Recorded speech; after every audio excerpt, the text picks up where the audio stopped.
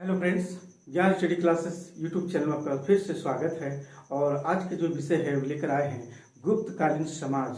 क्योंकि पिछले वीडियो में मैंने बताने का प्रयास किया था कि जो है गुप्त काल की जो राजाओं के बारे में, लेकिन उनके शासन काल में जो है समाज में क्या स्थितियां थी उनके बारे में जो है आज हम चर्चा करते हैं। क्योंकि गुप्तकालीन जो समाज था एक संयुक्त परिवार व्यवस्था थी।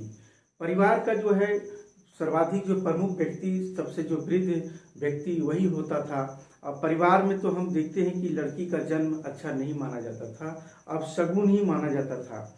और ये जो काल था हम देखते हैं कि उच्च वर्ण की जितनी भी लड़कियां हैं या नारियां हैं को कुछ जो है सम्मान तो दिया जाता था, लेकिन जो है वह अधिकार विहीन था। इस समय पिता के रहते, जीवित रहते हुए भी जो है पुत्रों को यानी पुरखों की संपत्ति में जो है समान अधिकार दिया जाने लगा था।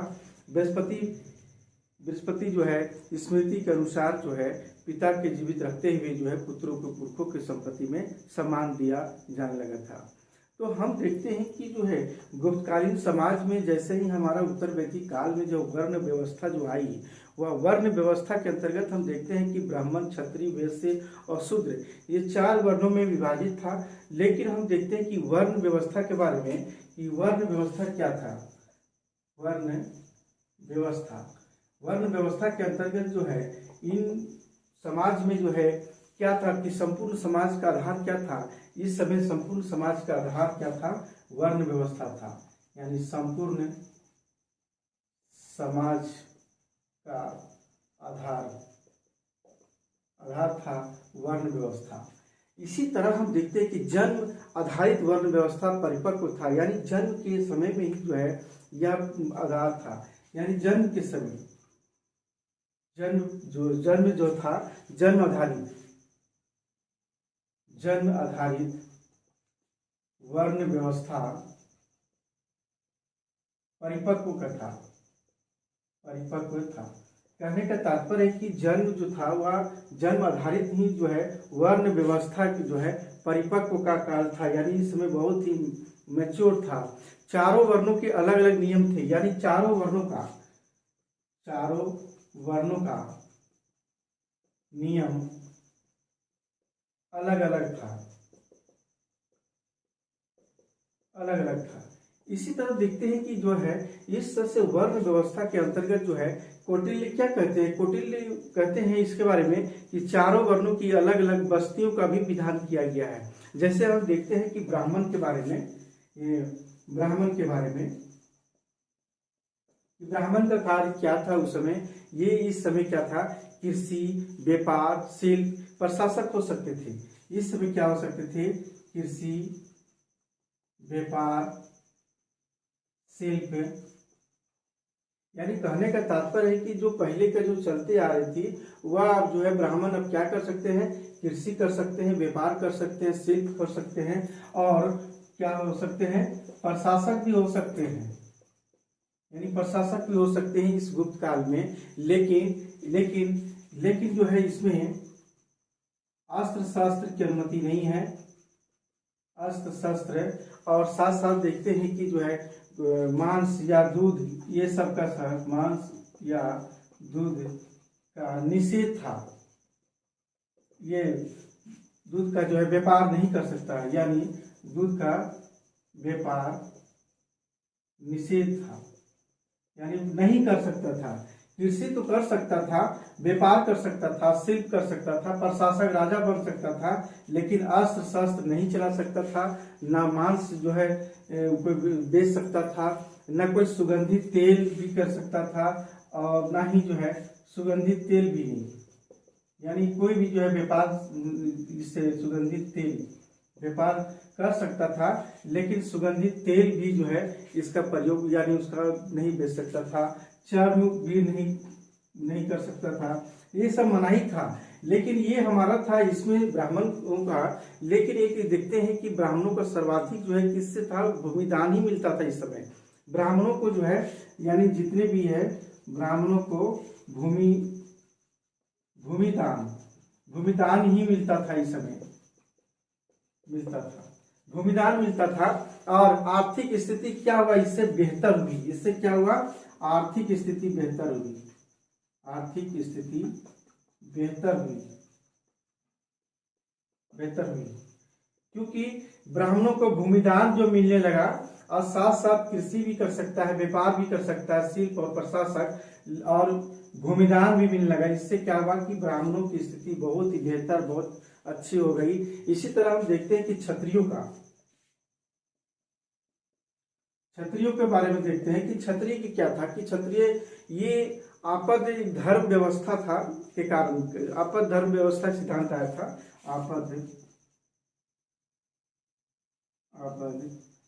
धर्म यानी आपद धर्म व्यवस्था जो आया था, आपद धर्म व्यवस्था कहने का तात्पर्य क्या है, आपद धर्म सिद्धांत जो आया था, व्यवस्था या सिद्धांत जो हो सकते हैं इसको, सिद्धांत ये क्या था, ये जो आपद धर्म सिद्धांत है कहने के तो आपत्ति में अगर किसी भी वर्ण के लोगों को जो है कोई आपत्ति है तो वह स्वधर्म छोड़ सकते हैं, कहने का तात्पर्य यही हुआ, आपद धर्म सिद्धांत था।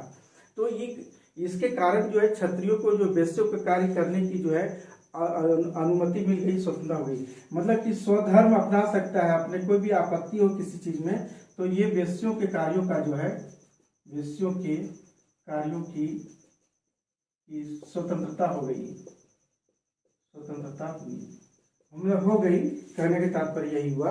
और इससे क्या हुआ, कृषि हुआ, व्यापार हुआ, वाणिज्य व्यापार जितने भी हैं, यानी कृषि जो है, व्यापार,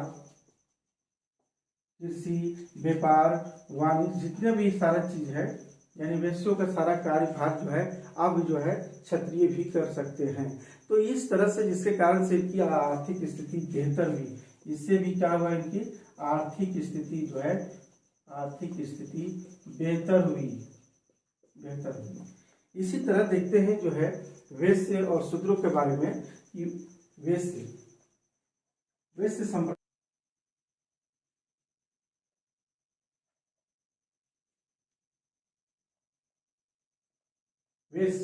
वैश्यों के लिए क्या हुआ कि ये इनका मुख्य कार्य क्या था, इनका मुख्य यही कार्य था, इनका मुख्य कार्य जो था कृषि करना, यानी कृषि करना,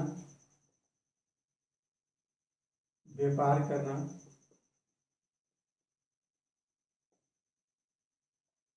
कृषि करना, व्यापार करना, और साथ साथ क्या था इसका, वाणिज्य, यानी कृषि व्यापार, यही सब सारा था। इन्हें सैन्य, इन्होंने इस समय क्या हुआ, गुप्त काल में जो है सैन्य कार्य, यानी सैन्य कार्य, यानी सैन्य कार्य कर सकते थे, यानी सैनिक कार्य को अपनाया इन्होंने, सैन्य कार्य को अपनाया। इसी तरह सैन्य कार्य को अपनाया। साथ साथ देखते हैं कि गुप्तों की सेना में सबसे ज्यादा जो है वैश्य संप्रदाय से थे, यानी गुप्तों की सेना में, गुप्तों की सेना में वैश्य संप्रदाय के अधिक लोग थे, अधिक थे। ये गुप्तों की सेना में जो है वैश्य संप्रदाय से सबसे अधिक थे, वैश्य सेना थे। इन युग में देखते हैं, इन काल में यानी गुप्त काल में अध्ययन का अधिकार खोया। इस समय जो है इन्हें अध्ययन का, अध्ययन शिक्षा का, अध्ययन का कार्य खोया।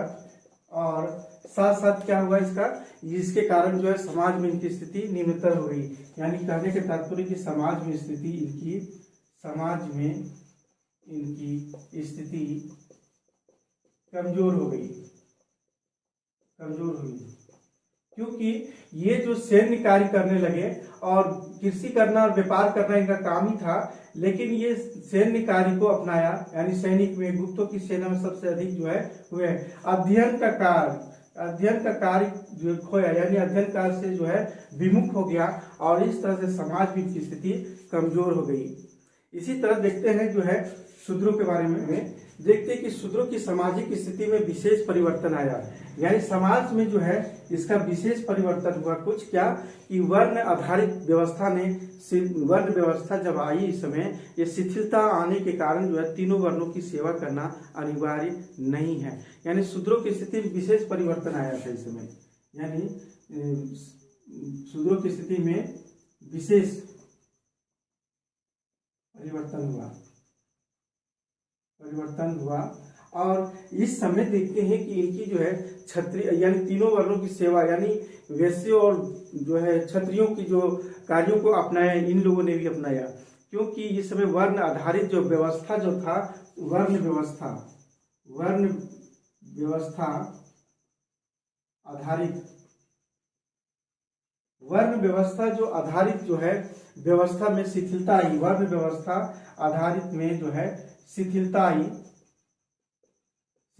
आई, यानी इन्हें छूट दी गई समाज में। तो इससे क्या हुआ कि इन लोगों में जो है तीनों वर्णों की सेवा करना अनिवार्य नहीं था, यानी तीनों वर्णों की सेवा अनिवार्य नहीं थी। अतः इन लोगों ने भी जो है कृषि व्यापार यानी जो क्षत्रिय और वैश्यों के कार्यों को अपनाया। जिस तरह से क्षत्रिय और वैश्य संप्रदाय के लोग जो है कृषि व्यापार वाणिज्य में जो है व्यापार वाणिज्य को, इन्होंने भी जो कृषि व्यापार वाणिज्य के क्षेत्र में और सैन्य में भी अधिक जो है सैन्य के क्षेत्र में भी जो है सैन्य के कार्यों में भी जो है भागीदारी बनी। इस समय गुप्त काल में इन लोगों की स्थिति क्या हुआ कि शूद्रों की स्थिति जो है बहुत ही बेहतर हुई और समाज में अब स्थिति में कोई अंतर नहीं आया, यानी इसकी भी आर्थिक स्थिति क्या हुआ, आर्थिक स्थिति मजबूत हुई, यानी आर्थिक स्थिति मजबूत हुई और इस तरह से बेहतर हुई और सामाजिक स्थिति में जो है कोई अंतर नहीं आया इन लोगों में। लेकिन एक बात देखते हैं कि जो है शूद्रों को जो है, यानी कहने का तात्पर्य ये जो था शूद्रों को दो भागों विभाजित कर दिया गया था। इस समय क्या था, दो भागों में विभाजित किया था, एक निर्वासित और दूसरा अनिर्वासित। कुछ लोगों में ही ऐसा था, लेकिन ये निर्वासित और एक अनिर्वासित जो भागों में बांट दिया गया था।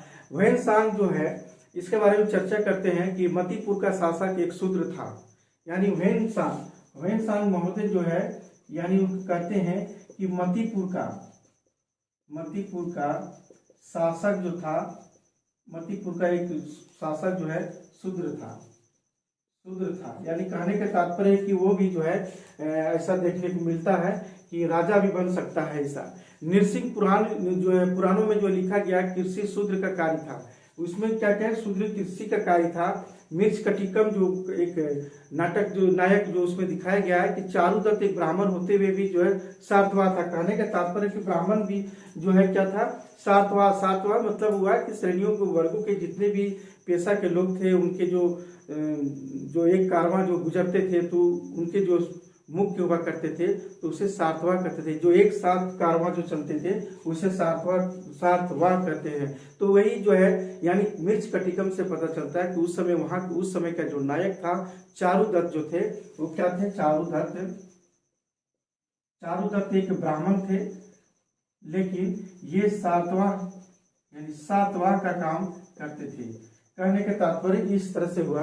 तो इस तरह से देखते एक हम देखने को मिलता है कि मिर्च अमरकोश जो अमर सिंह का जो अमरकोश जो ग्रंथों में जो देखने को मिलती है कि शिल्पियों में भी जो है सूची में भी शूद्र वर्ण में भी रखा गया है। जैसे हम देखते हैं कि जो है ये शूद्रों को जो है किस तरह से यानी शिल्पियों की सूची में रखा गया है, इस शूद्रों को भी रखा गया है, शूद्र वर्ण में रखा गया है। जैसे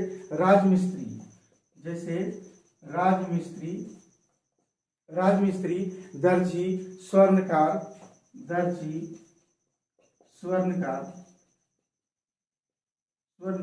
साथ साथ देखते हैं कि जो बढ़ई का भी था, यानी ये जो है ये हमारा जो है देखने को मिलता है कि ये भी जो है शिल्पियों की सूची में ये भी थे।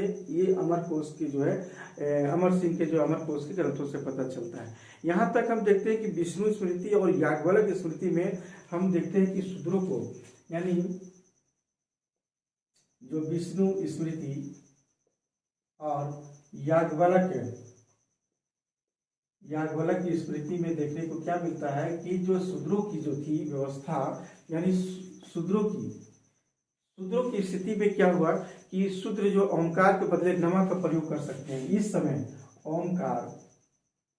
ओमकार के बदले इस समय जो है क्या हुआ, इस समय यानी गुप्त काल में जो है नमः का यानी नमो नमो जो है नमो का जो है प्रयोग कर सकते थे, यानी नमः का प्रयोग करते थे। इस तरह से जो है इन्हें छूट दी गई। और इस तरह से देखते हैं कि जो है ये इनके शासन काल, ये हमारे गुप्त काल में एक और देखने को मिलती है जो रामायण और महाभारत ये सुनने का भी अधिकार प्राप्त था। यानी रामायण इस समय कुछ शिथिलता आ गई थी सूत्रों की, यानी इस समय जो है रामायण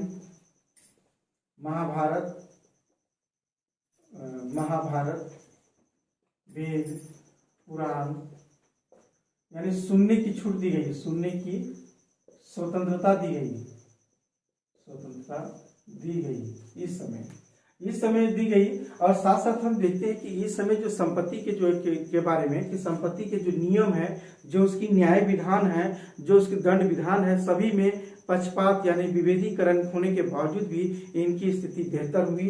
इस तरह से बेहतर साथ साथ देखते हैं सामाजिक स्थिति में कोई फर्क नहीं आया और इन लोगों में शूद्रों के बारे में इस तरह से जो है लिखा गया गुप्त काल में। अगला हम देखते हैं,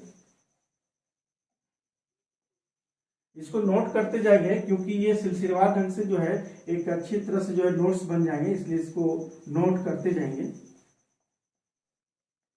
तो इस समय जो है एक और हम देखने को मिलता है एक नया जाति के रूप में कायस्थ जाति के रूप में जो है देखने को मिलती है इस गुप्त काल में। एक नवीन जाति का, या क्या है, एक नवीन जाति है इस काल का, नवीन जाति है इस काल की। और दूसरी हम देखते हैं कि जो है सर्वप्रथम इसका उल्लेख कहाँ मिलता है। इस सर्वप्रथम उल्लेख जो है, सर्वप्रथम उल्लेख है याज्ञवल्क्य के स्मृति में मिलता है, सर्वप्रथम इसकी। इसके साथ साथ देखते हैं कि जाति के रूप में कायस्थों का सर्वप्रथम जाति के रूप में सर्वप्रथम उल्लेख कहाँ मिलता है, ओशनम स्मृति में, ओशनम स्मृति में देखने को मिलती है। जाति के रूप में सर्वप्रथम जो कायस्थ है, जाति के रूप में सर्वप्रथम कायस्थ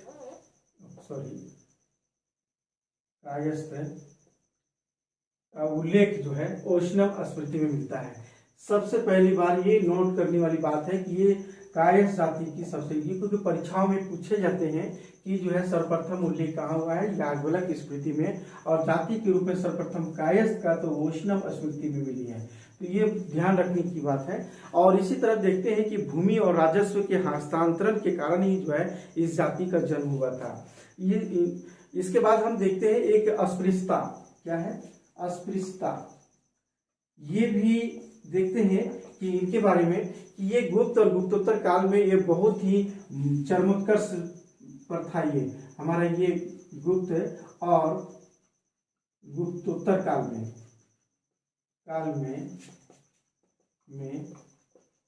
चरमोत्कर्ष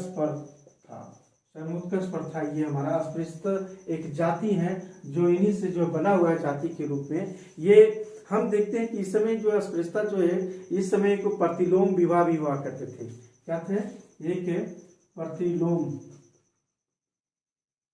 प्रतिलोम विवाह, अनुलोम विवाह और प्रतिलोम विवाह, यानी उच्च वर्ण की कन्या निम्न वर्ण के पुरुष, यानी जिससे विवाह होती थी उसे प्रतिलोम विवाह कहते हैं। तो इस तरह से देखते हैं कि अस्पृश्यता का जो है गुप्त और गुप्तोत्तर काल में ज्यादा चरमोत्कर्ष पर हुआ, क्योंकि प्रतिलोम विवाह होगी, उच्च वर्ण की कन्या हुई और निम्न वर्ण के पुरुष से जो विवाह होगी, उसी के आधार पर कहते हैं कि इस समय जो है अस्पृश्यता का जो है जातियों के रूप में उभरा रही है। हमारा कार्य के आधार पर शूद्रों का विभाजन हो गया। इस समय कार्य के आधार पर शूद्रों का विभाजन हो गया इस समय। और एक और हम देखते हैं कि इस समय जो है निम्न वर्ण के कारण ये क्या हो गए, निम्न वर्ण होने के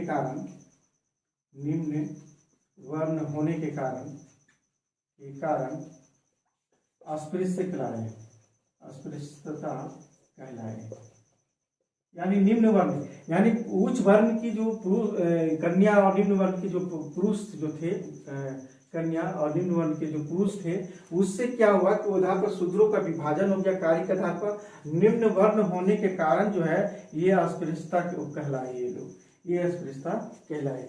यहाँ हम देखते हैं कि अस्पृश्यता के गांव के जो है सीमा के बाहर रहना पड़ता था, यानी गांव के सीमा से बाहर ही रहना पड़ता था। अगर वह जो अस्पृश्यता ये जाति के जो है अगर गांव में अगर प्रवेश करता अगर हो तो उस समय आवाज देकर लोगों को सूचना देना पड़ता था। इनके लिए जो है एक शब्द आया है, इनके लिए चंडाल आया है, इनके शब्द चंडाल या अत्यंज शब्द का प्रयोग किया गया है, शब्द का प्रयोग किया गया है इसका, यानी चंडाल और अत्यंत शब्द का प्रयोग किया गया है। और इसका जो है फाहियान जो अपने ग्रंथों में जो है अस्पृश्यतों का जो है विवरण दिया है। फाहियान ने भी जो है, यानी फाहियान जो हमारा वो जो है ये जातियों का अस्पृश्य जातियों का जो है जातियों का वर्णन किया है इन्होंने। इसके साथ हम देखते हैं कि जो है एक दास प्रथा था, दास प्रथा था इस समय, क्योंकि दास प्रथा जो है यह चलते आ रही। दास प्रथा व्यापक रूप से सभी वर्णों को जो है दास बनाया जाता था। वर्ण व्यवस्था कमजोर पड़ गई थी, इसलिए जो है इस समय जो है दास प्रथा में कमजोरी भी आ गई थी। तो हम देखते हैं कि मनुस्मृति के अनुसार जो है, यानी मनुस्मृति के में जो है कितने प्रकार के दास, यानी इसमें 7 प्रकार के जो बताए हैं, यानी 7 प्रकार के मनुस्मृति लिखे बताए गए हैं। उसी तरह देखते हैं याज्ञवल्क्य की स्मृति में क्या है, याज्ञवल्क्य की स्मृति में इसमें दिखाया गया 10 प्रकार के बताए गए हैं, यानी 10 प्रकार बताए गए हैं। उसी तरह जो है नारद स्मृति में कितना दिखाया गया, यह भी हम 15 प्रकार का दिखाया गया, यानी 15 प्रकार के ये दास हुआ करते थे। दासत्व की जो है मुक्ति के लिए जो अस्पष्ट विद्यमान थे, यानी कहने का तात्पर्य कि दासत्व मुक्ति के लिए जो ऐसा कोई ऐसा नहीं, ऐसा कहीं स्पष्ट देखने को मिलती है। दासत्व मुक्ति का पहला विधान हम देखते हैं नारद स्मृति मिलते हैं, यानी आप दास हैं तो दास बन करके जो है अगर आप मुक्ति पाना चाहते हैं तो नारद स्मृति मिलती है। यानी दास मुक्ति से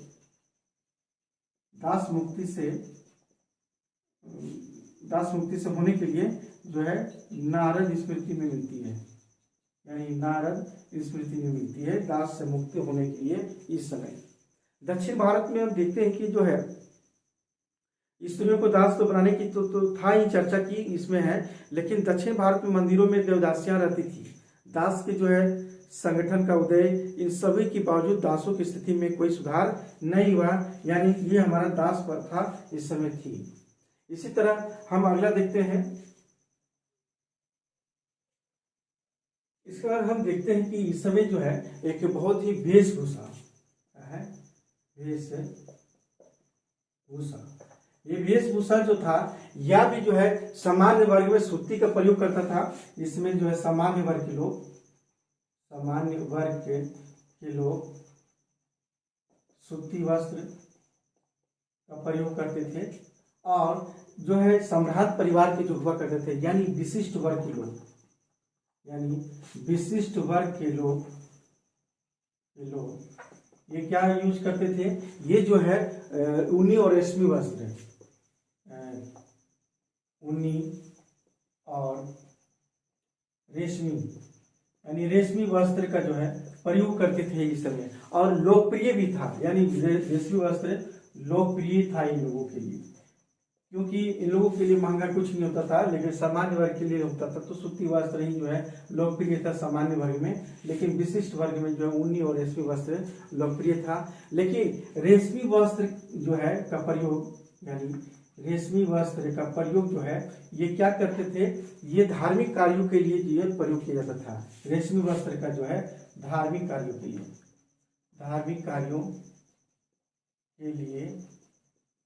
प्रयोग करते थे। इस समय वेशभूषा के अंतर्गत हम देखते हैं एक प्रमुख वस्त्र हुआ करता था जो प्रमुख वस्त्र का नाम है वह है सट साटक, पहले बोलते हैं साटक, ये साटक एक है। दूसरा वस्त्र जो है इसी के साथ साथ देखते हैं कि जो चित्रपट, ये चित्रपट, ये दोनों चित्रपट, ये दोनों जो है मथुरा में बनता था इस समय, जो है यूपी जो मथुरा है, ये साटक और चित्रपट। अब तीसरा हम एक और देखते हैं कि एक बहुत ही महत्वपूर्ण था मलमल। यह मलमल जो है ये बंग प्रदेश में जो था, बंग प्रदेश में यानी ढाका के साइड में जो है, ये उस समय बंगाल के क्षेत्रों में जो है मलमल का कपड़ा बहुत ही प्रसिद्ध था इस गुप्त काल में। यहाँ देखते हैं कि एक और हम देखते हैं कि जब शक भारत में आए, शक जो जाति जो थे, शक जो विदेशी था, जब भारत आए तो भारत में आए तो ये इसका प्रचलन किस चीज का, जैकेट और फ्रॉक का आया। इसका क्या था, जैकेट और जो है फ्रॉक का, यानी जैकेट और फ्रॉक का जो आया जब कुषाणों का आया, यानी कुषाण शासक जो है कनिष्क के समय में जो है, ये भी अपने समय में जो है भारत जब आया तो कोट यहाँ पर जो है प्रचलन हुआ, और ओवरकोट और शिरस्त्रान, पगड़ी जिसको बोलते हैं। तो इस तरह से जो कुषाण शासक जो है कनिष्क के समय में कोट और ओवरकोट और शिरस्त्रान का प्रयोग जो है यहाँ करने लगे। जूतों का प्रचलन हुआ इस समय, क्या हुआ, जूतों का प्रचलन होने लगा। तो ये जूतों का प्रचलन साथ साथ हम देखते हैं श्रृंगार का अत्यधिक जो है कार्य होने लगा, यानी श्रृंगार जो होती थी वो अधिक ध्यान देने लगा, यानी श्रृंगार पर अत्यधिक ध्यान दिया जाने लगा। यानी महिलाओं में जो है श्रृंगार का जो है करने का जो है काफी इस पर जो है ध्यान दिया उन लोगों ने, और काफी चर्चित भी था। इसमें सिंदूर दान की प्रथा प्रचलन हुआ, सिंदूर प्रथा का प्रचलन शुरू हुआ।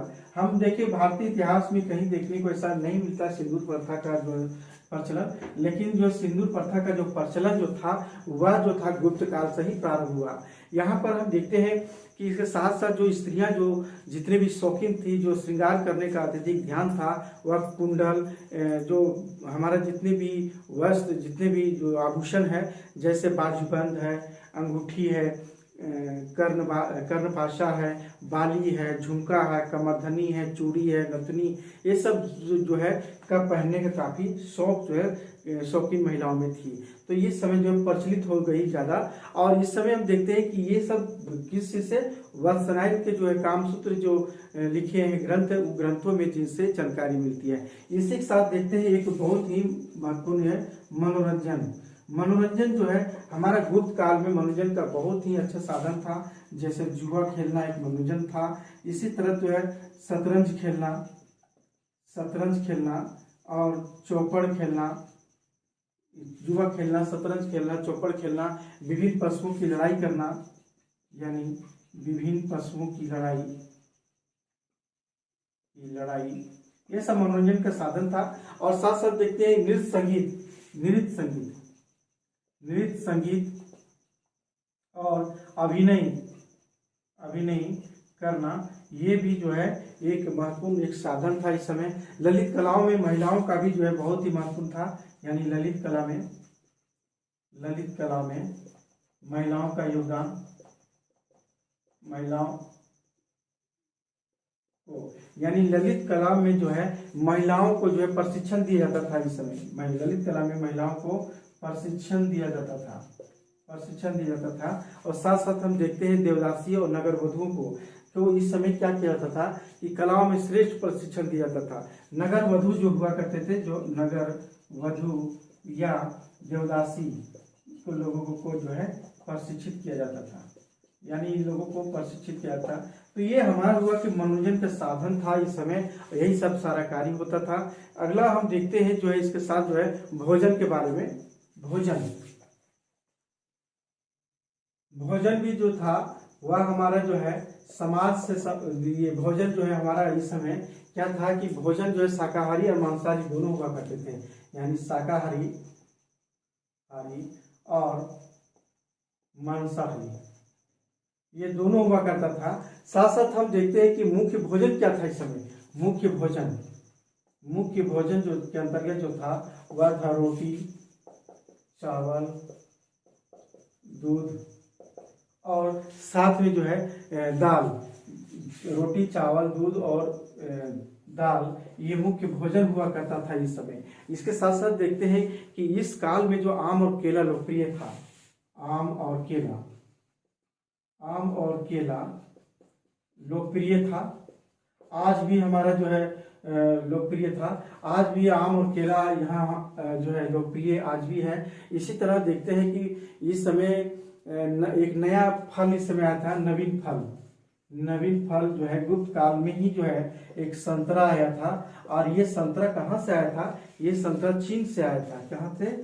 चीन से आया था ये संतरा। तो नवीन फल इस काल का है। और हम दूसरा देखते हैं, इसका मदिरा भी लोकप्रिय था। मदिरा पान करना, मदिरा भी जो है यानी लोकप्रिय था। मदिरा पान करना ये बहुत ही रखता था इन लोग मनोरंजन के साधन के रूप में। और साथ साथ देखते हैं कालिदास ने मदिरा के भी कई प्रकार बताए हैं। यहाँ तक कि अमरकोश में जो है अमर सिंह के द्वारा जो लिखी गई है मदिरा का भी वर्णन मिलता है। तो इस तरह से ये भोजन था। हम अगला देखते हैं कि जो है अगला वीडियो में बताने का प्रयास करेंगे कि गुप्त काल में सामाजिक स्थिति, महिलाओं की सामाजिक स्थिति क्या थी समाज में। तो महिलाओं के बारे में हम चर्चा करेंगे। आज का क्लास यही समाप्त करते हैं।